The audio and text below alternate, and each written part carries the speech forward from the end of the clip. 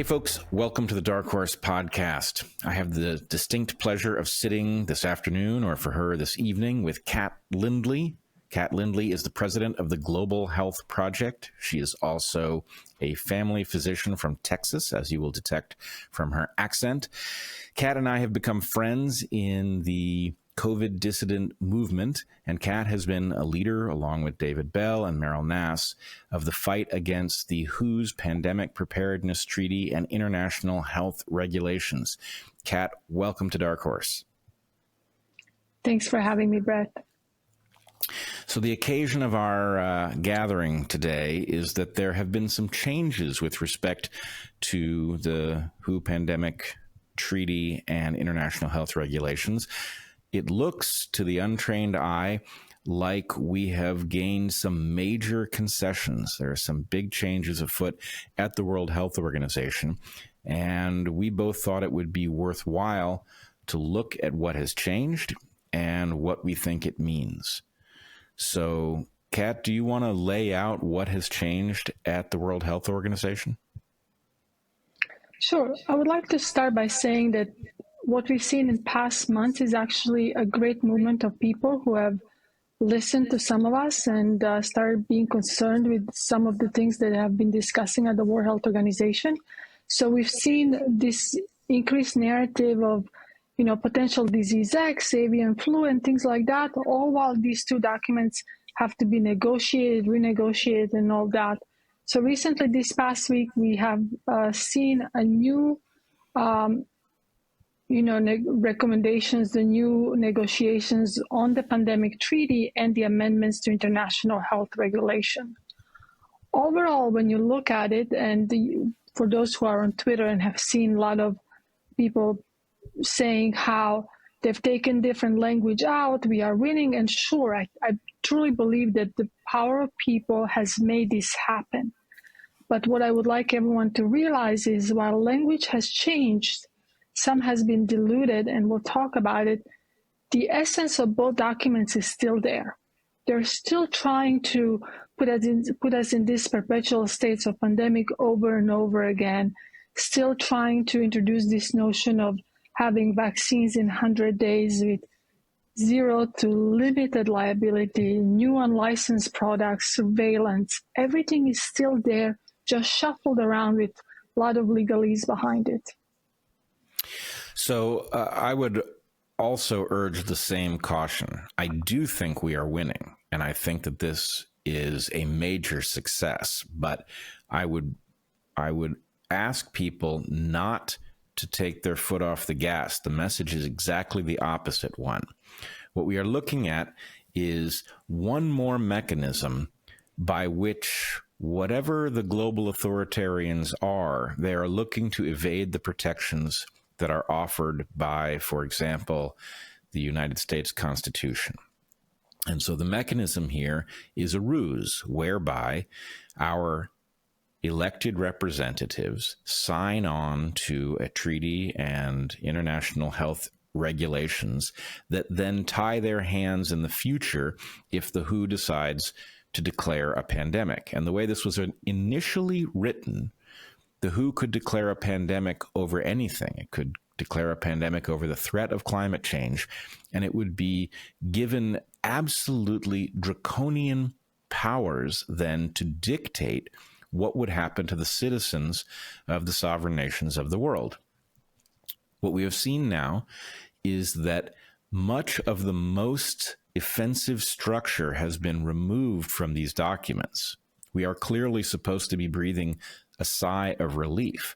But given that it was the governments of the World Health Organization that were effectively asking to have their own hands tied, the fact that what was obligate language is now discretionary should provide very little comfort.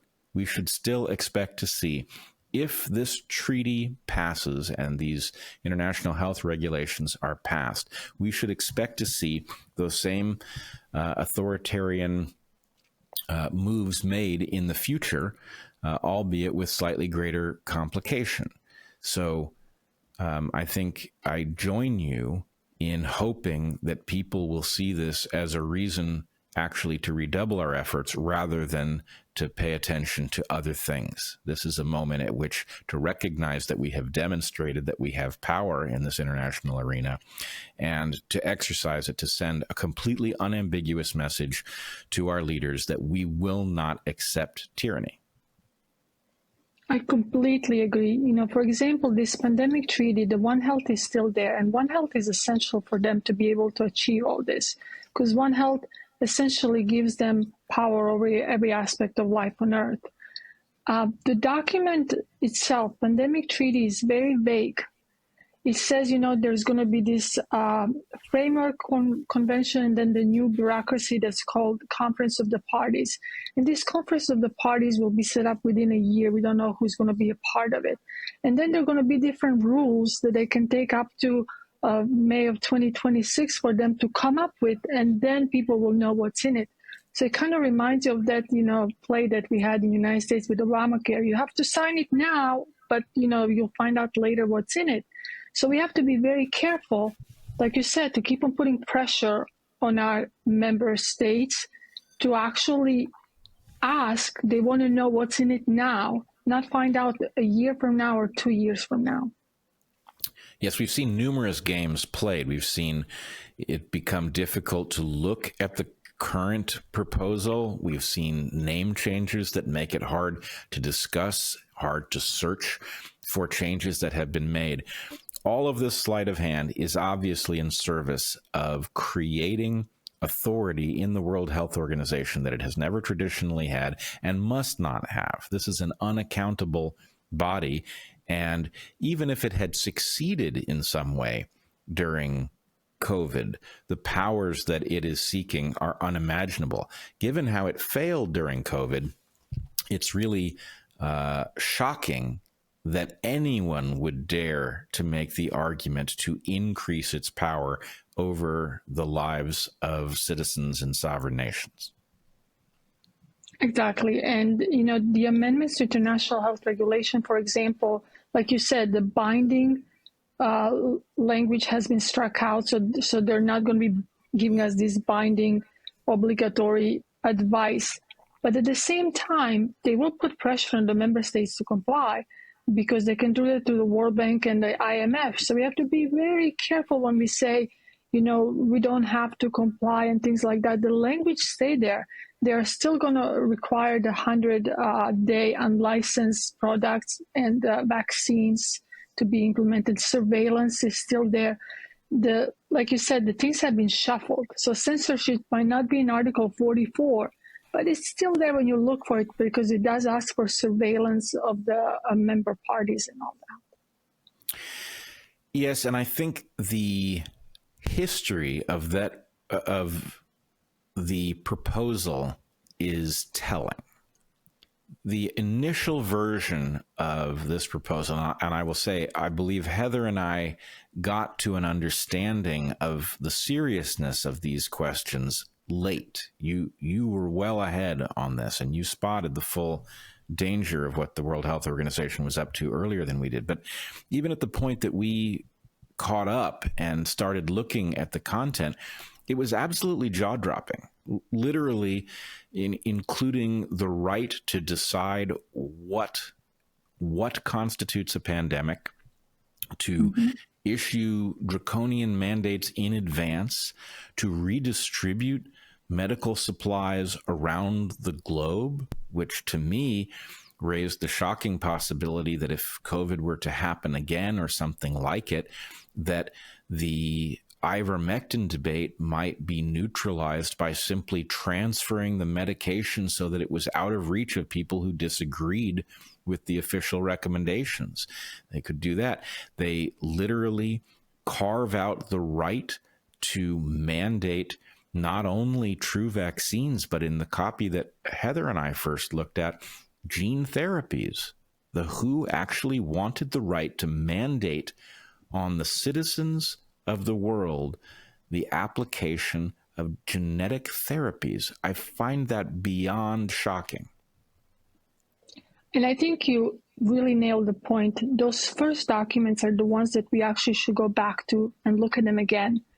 because as they've seen resistance around the world towards certain subjects, they kind of drop that language. And then, they write this whole huge sentence that's essentially saying the same thing, just in different wording. And people need to be aware that their intention is the same.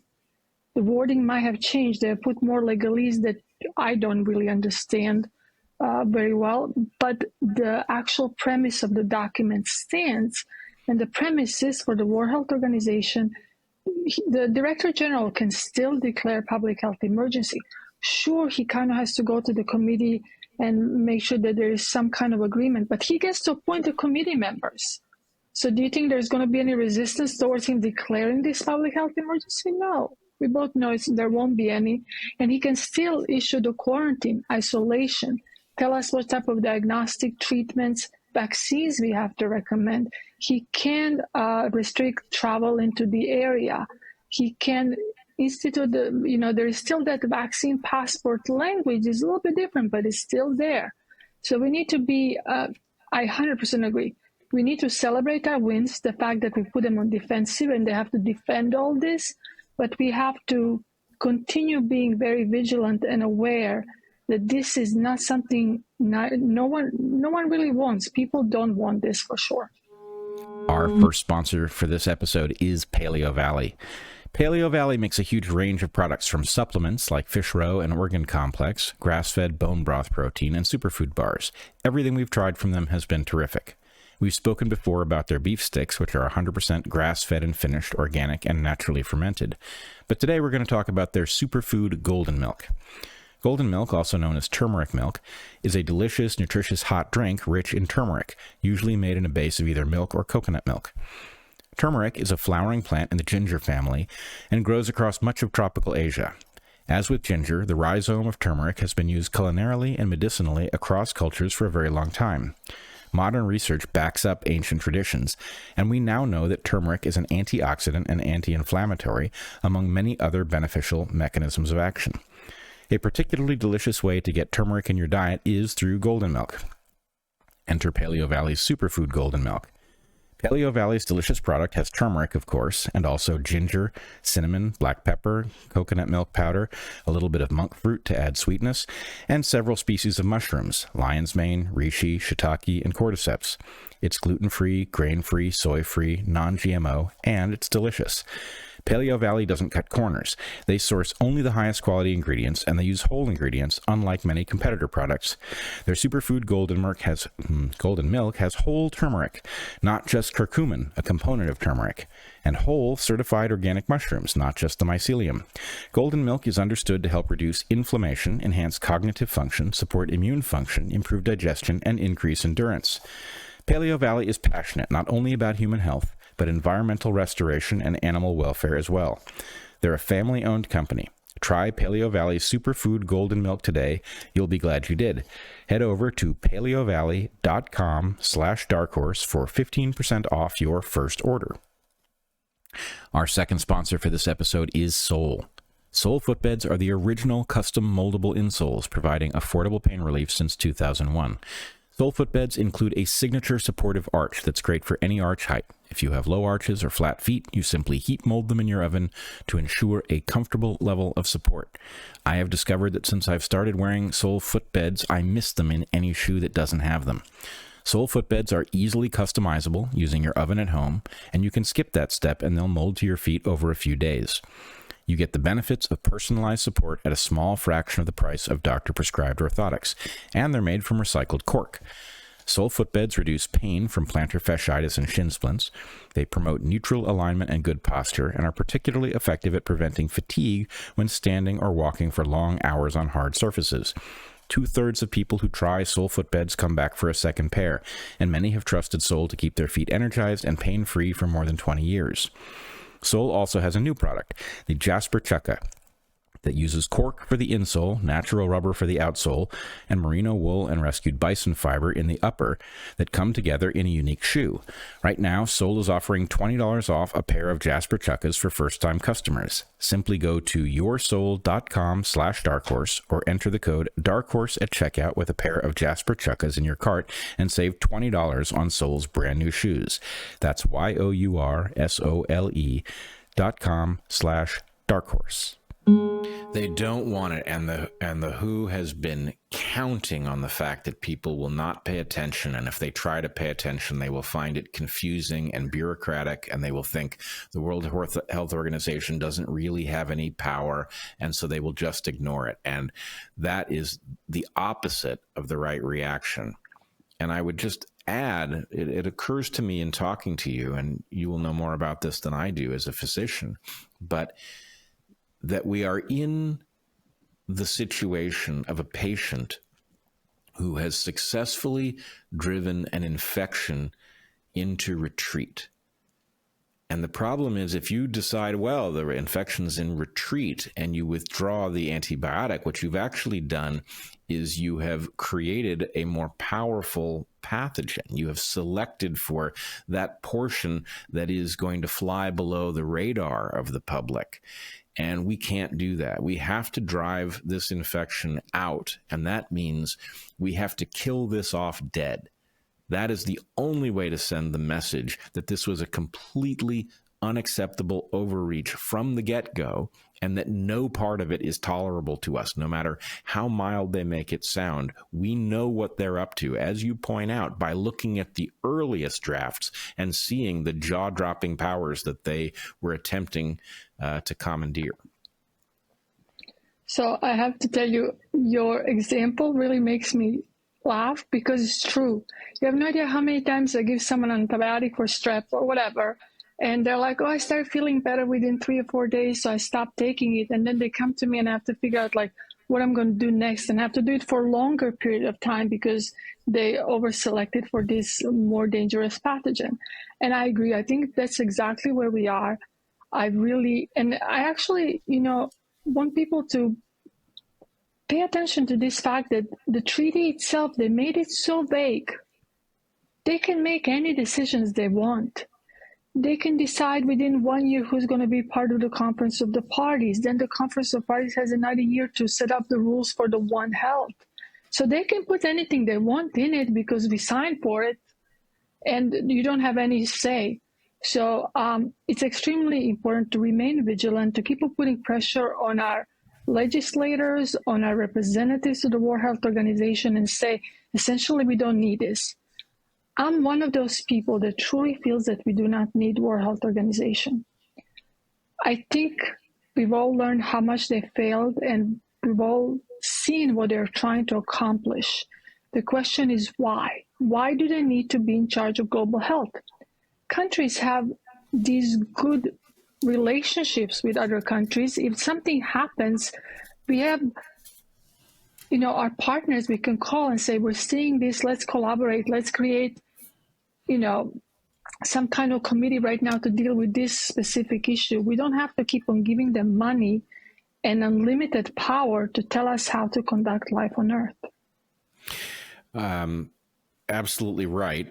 And I would also point out that one of the painful lessons that I feel that I learned over the course of the COVID crisis was that public health and global health were being used as an excuse for changes that were, frankly, forbidden in the founding documents of the United States, at the very least, and that the mind has this intuitive idea that there is an exception for an emergency.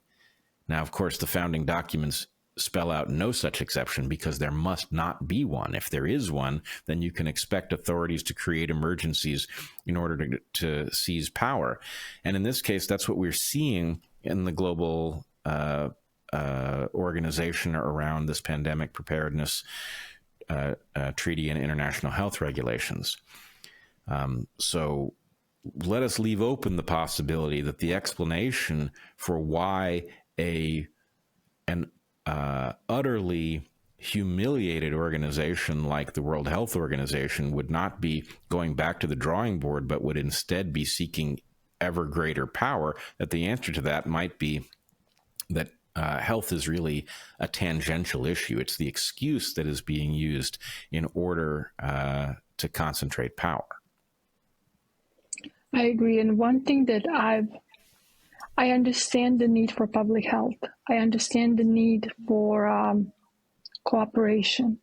But one thing that I've learned these past 4 years, that public health has been captured, and public health has forgotten that every life matters. There is, I understand statistics and all that, and you look at what's best and how can we make sure that we have the best impact. But at the essence, every single life matters, and we should never forget that.